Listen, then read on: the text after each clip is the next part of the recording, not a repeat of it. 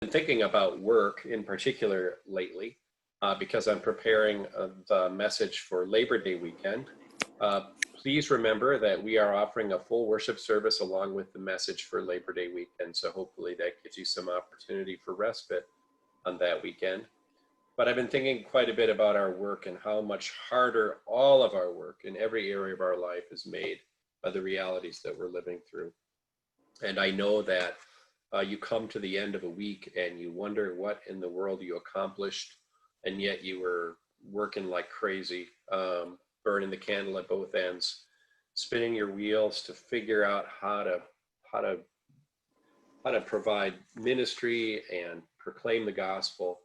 And week after week, those are the realities you face. And then you'll get the occasional snarky comment, well, that you're on vacation, or that they're, or what in the world is pastor doing in the midst of this time. And I know that that's part of the reality that many of you are moving through. So I want you to hear from me my gratitude for the good work that you do and for the ways that you are finding to continue to proclaim the gospel.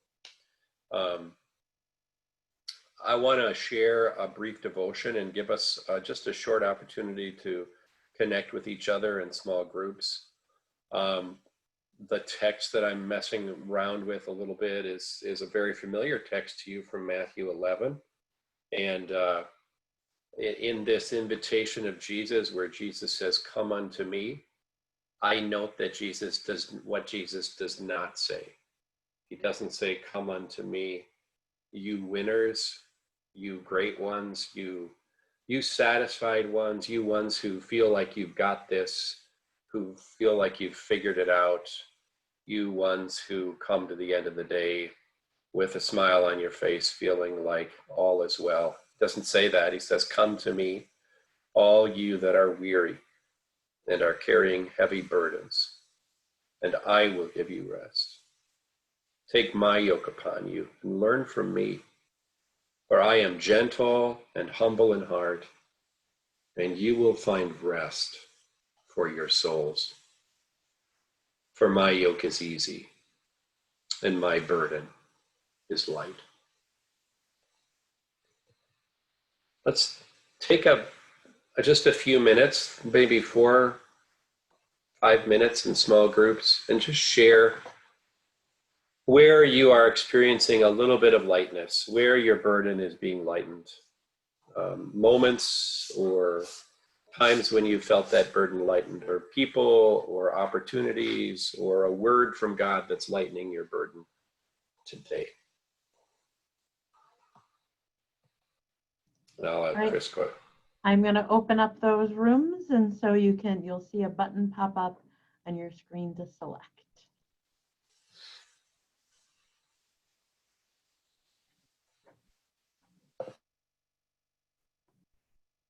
Thank you.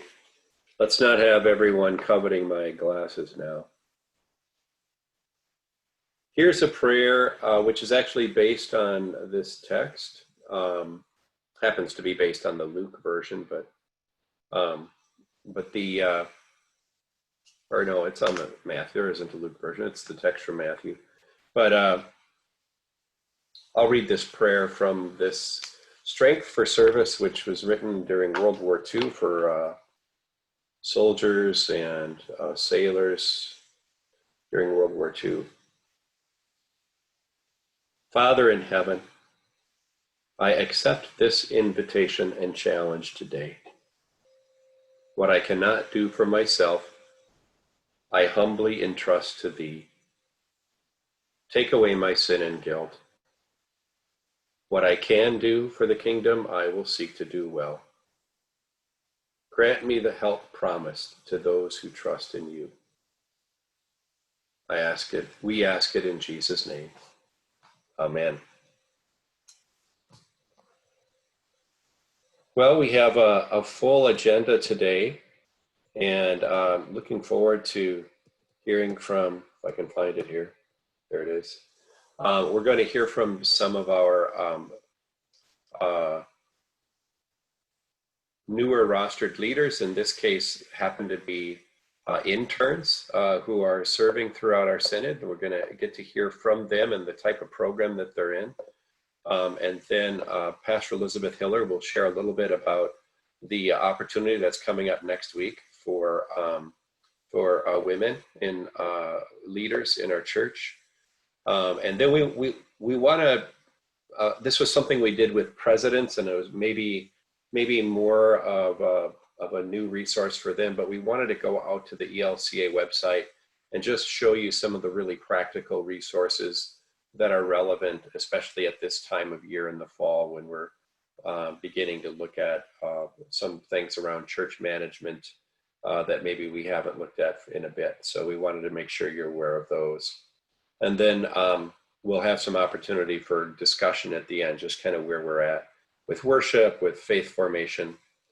So we're going to jump right in, and I'm pleased to introduce Curtis Peterson, who is one of our collaborative study students at Wartburg and serving at Glendon Lutheran. And Curtis, I probably took away part of your introduction already, but why don't you share who you are, where you're at, what's your program, what you're doing, and a little bit about the program that you're in. Yeah, I'm a member of Dilworth Lutheran Church, so I live just down the road from Glendon, where I'm working since March as assisting minister. We found that as my collaborative learning site for Wartburg. The collaborative learning program is a program they've had for about 4 years now, where it's a distance learning program where you take classes for all 4 years of seminary at 3/4 time while working in a church. And the whole program is kind of described as a seminary by apprenticeship model.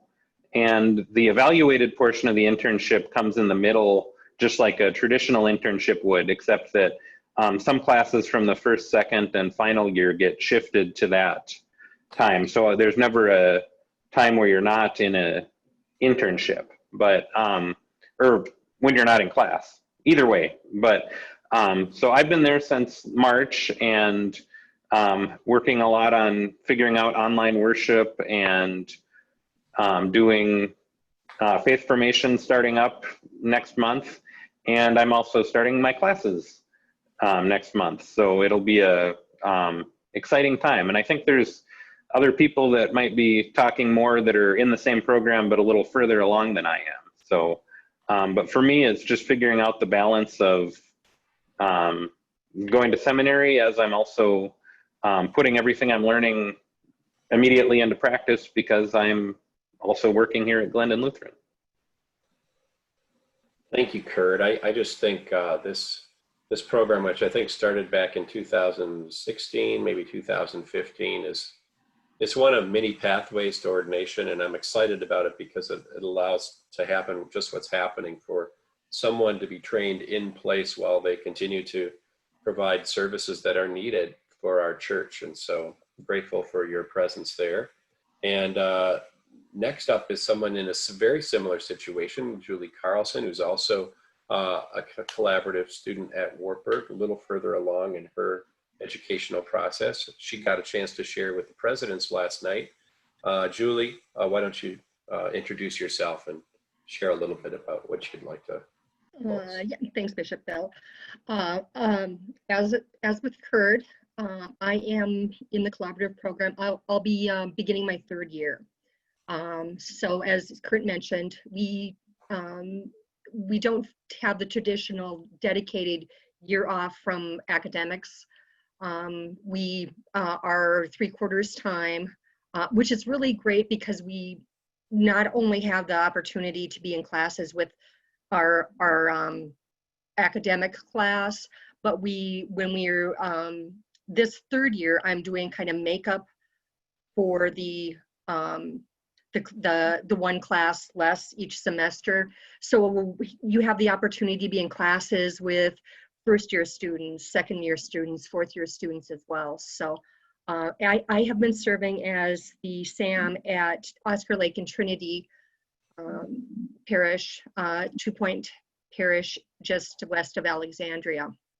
And the one thing that I found really helpful in this this whole process is it is truly collaborative. My parish is fully engaged.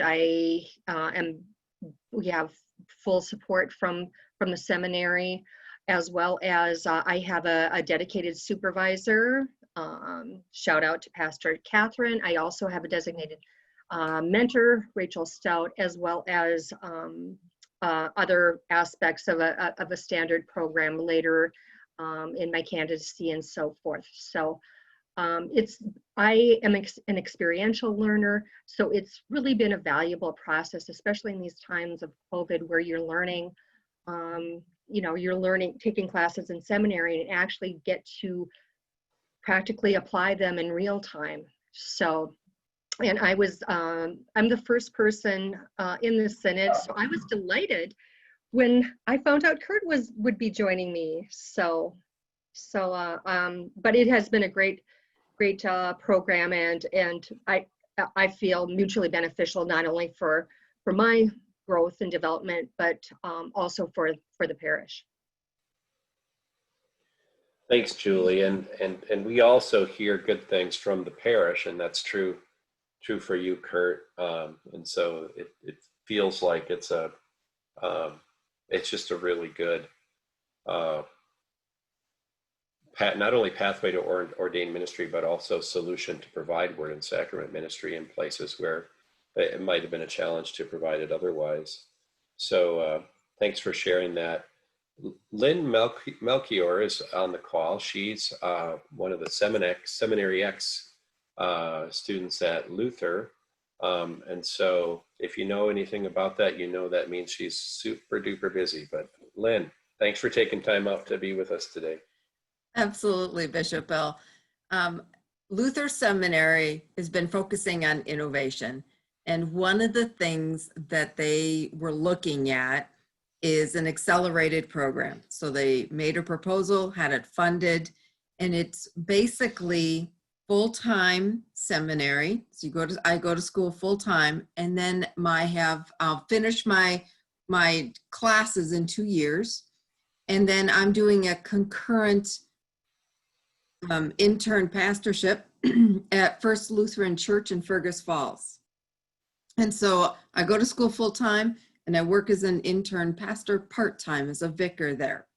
And it is an intense program. It's not for everyone. You have to be in the right part of your life, have good support, make sure you're over your own medical insurance, etc. One of the beauties of the program is that they limit the class size to like 25 to 30. And you go through the whole 2 years with the same people. And so you develop relationships and support groups and can expound upon things that you're learning and how they in turn are bringing it to their congregations. Now, as a child of a 90-year-old father who lives across the street from me, I was not able to move away to go to seminary, and the distributed learning, the distance learning is available through the accelerated program. And I have been in the program. I started last June, and I have finished my summer session. Yay! And I have been loving it. It's worked really well for me. And I found I actually get to see my dad more now that I'm in seminary than I was when I was working full-time at Zion of Amor as the office manager. It is a great, what they call a holy experiment. Luther Seminary is committed, to 3 years or 3 cohorts of the program. And I am cohort number 2. So there'll be one more starting next June. Any questions on this new stuff? Yeah, any questions for Lynn or Kurt or Julie?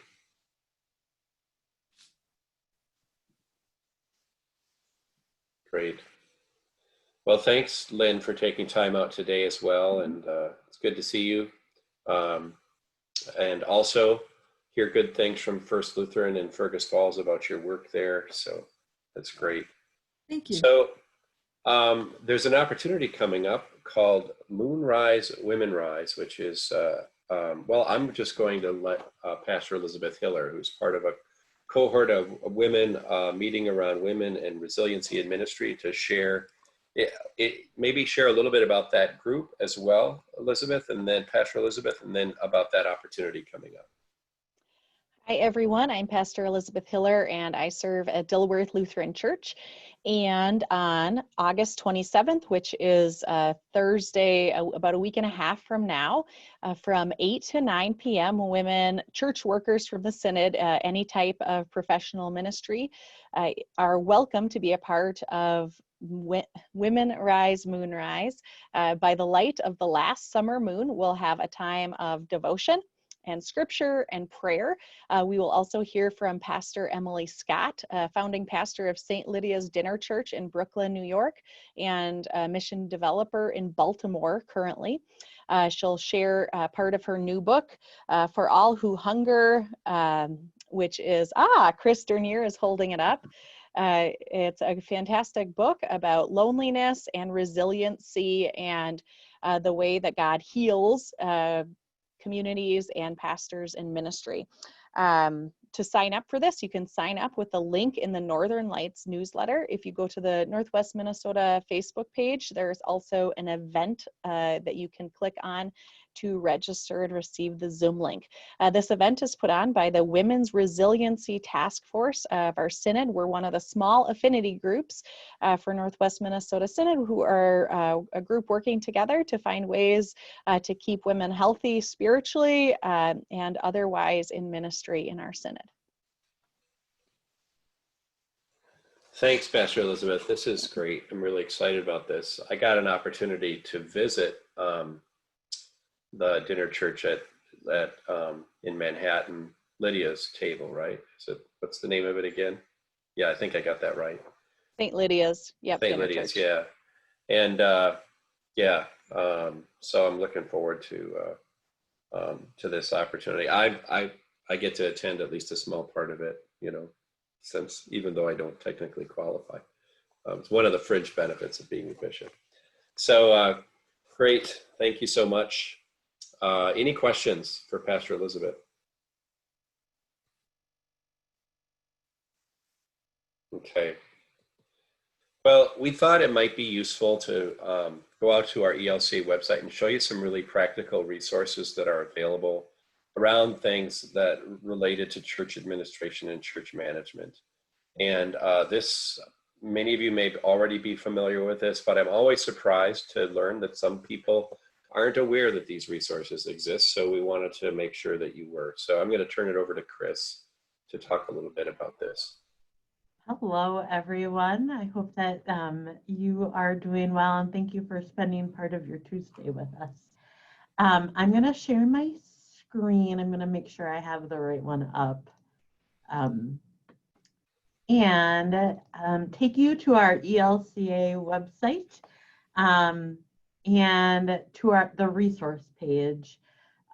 In the Northern Lights each week at the bottom, I try to put in a resource that would be helpful for you as you work in the church and all of that. So Bishop Bill and I wanted to lift up a few of these categories. So there's a whole bunch of resources in here. The first one we want to share today is the financial page, and then in that, the congregation. Since there are some ELCA, like church-wide resources, it's not always super easy to navigate and know what.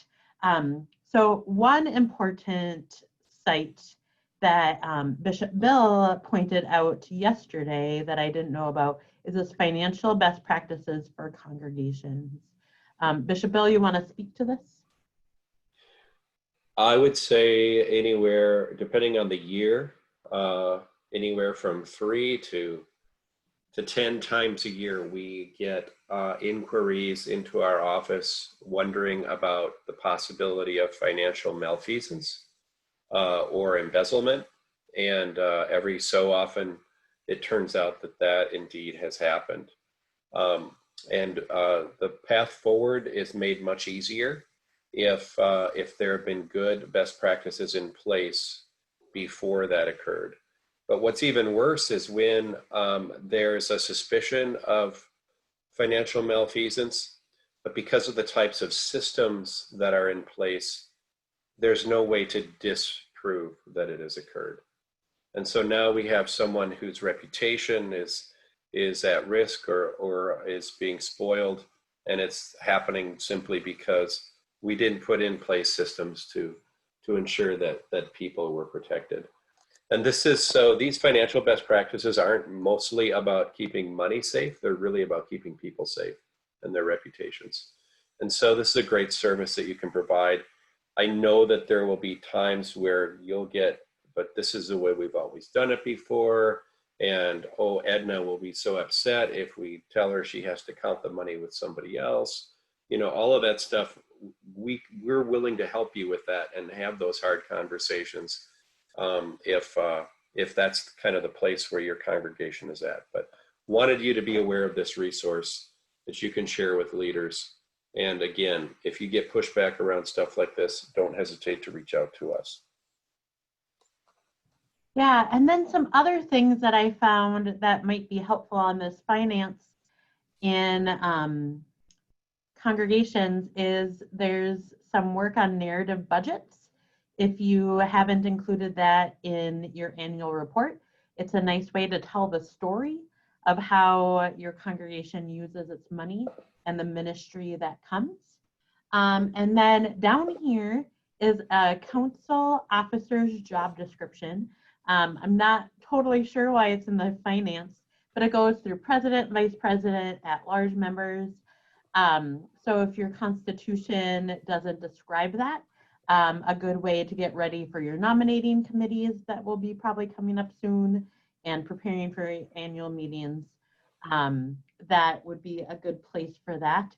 And there's just some good human resource stuff if you don't have a mutual ministry team or a human resource committee at your Senate, at your congregation, and then acknowledging in-kind gifts and reimbursements and all of that. I thought that this page was full of helpful things.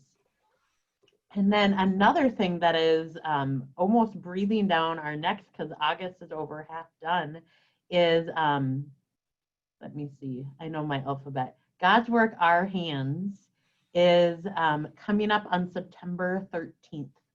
And with COVID, it will, you know, if you participated this in the past, you might need to do things a little bit differently. I think the deadline for ordering yellow shirts and hats, and they have lots of other things you can order as well, is coming up. Old Lutheran takes care of that, so you can look that up as well. Something that I personally think is an important resource on here is congregational communications tools. So there's some photo releases, social media platforms, and crisis communication and guidelines, just to make sure that you stay on the up and up. A lot of congregations' insurance policies cover some of this, but if there's any holes, this might be a good resource for you. And then another one is risk management.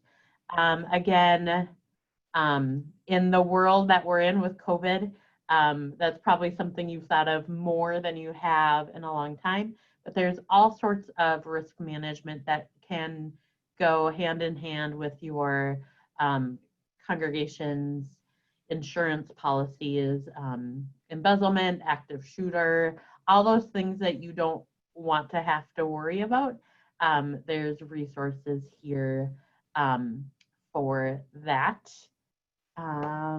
And I wanted to share with you also the stewardship page, and there's a lot on here, and it's stewardship of money, but then also gifts and talents and all of that. And if you are the person who needs to find the annual report covers, they live on this page as well. And then some of the like, where does your offering go and stories to tell. Bishop Bill, do you want to share anything about the upcoming events or things coming down the tube for that? So we have pulled together a team of leaders from around the Synod. Pastor Keith Zay is spearheading this, and I'm participating, working with him. I have a passion for stewardship ministry, so I enjoy working in this area. And this group at our first meeting has settled on the idea of providing a COVID-friendly response method, annual campaign, which will likely take place into the Advent season. And before you roll your eyes or wonder about that, I've in my parish ministry life, we developed over time the practice of doing our annual response and stewardship ministry in Advent, and found that it was just really a delightful time. So many themes emerge and so many ways that we can be creative with response, even in the midst of COVID. So we're kind of excited about that, and that'll be a resource that you can make use of that I think will be helpful as you invite people to grow in their faith through the faith practice of giving and generosity. So that's coming, more to come on that. And then one more thing I wanted to share with you all today is probably something that you all just love is constitutions. Every 3 years at Churchwide Assembly, there are some changes to the model constitution. And so we had a Churchwide Assembly last August. So there are some changes. So if you haven't looked at your constitution or made changes in the last 5 or so years, not to add more to your already very, very full plate, but it might be a good time to take a look at that. Pastor Carla wasn't able to be on this call, but she spoke last night that if you haven't worked on your constitution for a while, use this model constitution as a good place to start and add your specific bylaws. This is a Word document and it's set to Word 97 and newer. So it should be able to work on most computers. And so there's a small group of people that have been tending to the work of constitutions. So if you love dealing with the details of constitutions, let Bishop Bill or I know, or go directly to Pastor Carla because she's the one heading up that. Anything to add, Bishop Bill, about constitutions? If you love constitutions and governing documents and have an eye for detail, we really need you. So we could use a few more people attending to those. Constitutions are feel like a pain some of the time and like an unnecessary busy step until you need one, and then you really are glad that you have a good constitution. So that's I encourage you to be on top of that. There was also another resource there which is easy to find. It was under the resources page, Church Council. There were job descriptions in there for church councils, and I think you'll find that really useful. Any other questions? So one question was raised, and I want to throw it out to the group about best practices for stewardship. Typically on a Sunday morning, the offering is counted by a couple, by more than one person, and they're unrelated, hopefully. But during COVID, you have many offerings coming in via mail. And I wonder if anyone has thought of a best practice or a way to handle that doesn't make one person vulnerable with picking up and counting and depositing that mail. Anybody given that any thought?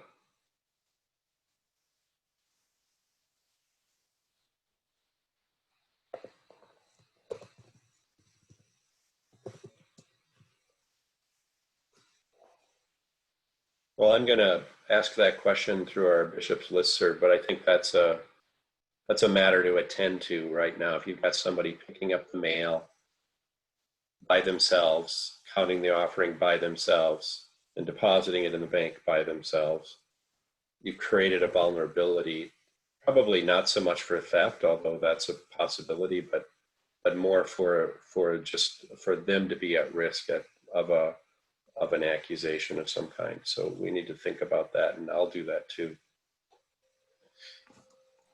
Okay. Yep. Go ahead. One of the things that our auditors had talked through is having a separate person endorse the checks and recheck the cash count, and that could happen at different times as long as you don't want people in the same room or the same building. And so here at camp, the money is collected from the mailbox and put together by one person, but then another person goes over it and signs it to make certain that everything is suitable to go into an account. So I don't know if that helps. That's a great idea. So someone picks up the checks and they count them, but they don't endorse them. They don't get them ready for deposit. They just count them and then somebody. Yeah, that's a great idea. And if there's any cash, then it would get like we call it a revenue cash form. So there'd be a double check on that. Yep. There is, anytime you're working with cash, there's always that risk there though too. Yeah, it's pretty hard to avoid that risk, but great. Thanks for that. All right. Bishop Bill, there was a question earlier about singing. Is there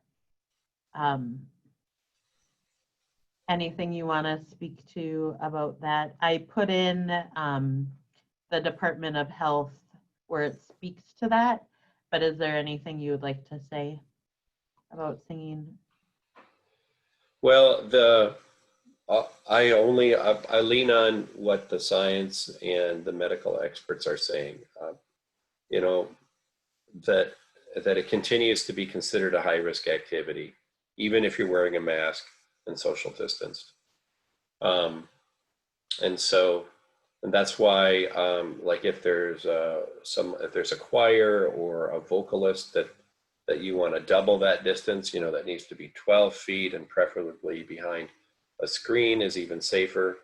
But the recommendation is that you not do it. Now, I think intuition says, so it's safer. It's probably safe. It's probably somewhat safer because you're wearing a mask and your distance. But what we know is that, the more and more we're understanding that this disease spreads by the droplets that are generated from our mouth when we're sick.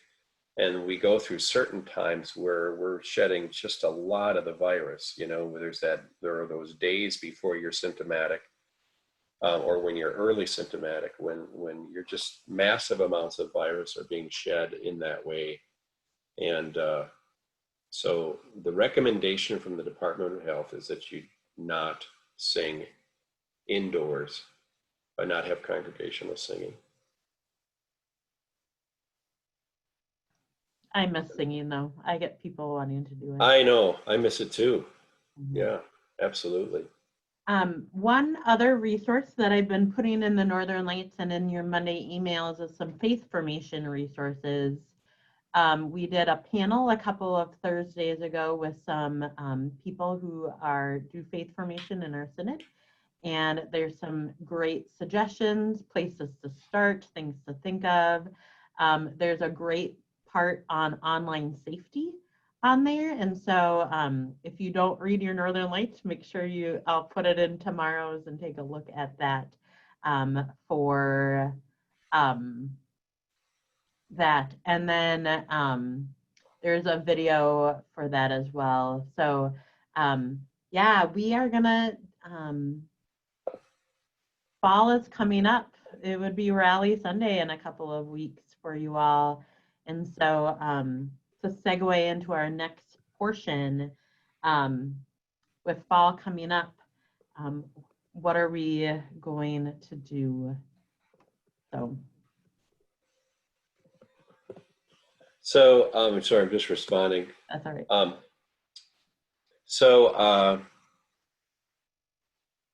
We're gonna ready to go into discussion groups now, Chris?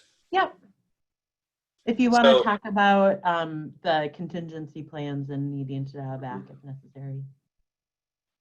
So multiple congregations that I've consulted with in the last week are dealing with having to enact a contingency plan, either because they rolled into in-person inside the building worship and learned that their plans were not as solid as they thought they were, and they didn't feel they were able to keep people as safe as they thought they could, or because of spikes in the incidence of COVID-19 right in their immediate community, or because of positive tests inside the congregation. And so what I'm inviting you to talk to each other about is if your SMART team has a plan for in-person worship, have they also taken into consideration how they will dial back if and when they have to?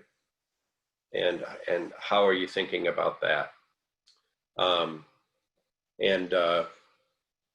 Some of the congregations I consulted with the council this last week, that was intending to sort of track what the school district was up to. They were intending to wait to see what happened once school restarted for a couple of 3 weeks. And then if it looked safe, they were going to try implementing their safe plan that they had developed. And they were going to, of course, track what was happening inside the congregation, but then also with the school. Whereas if the school was going to dial back, then it was their plan that they would do so too. So there's an example of the way one group has thought about that.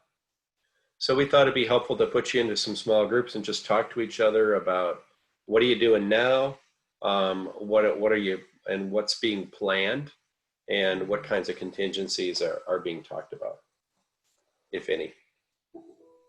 So I'll put you in those same groups and we'll put you in for about a little over 10 minutes. And I'll push some of those questions out to you so you don't have to remember what they were. All right, so I'll open up those rooms now.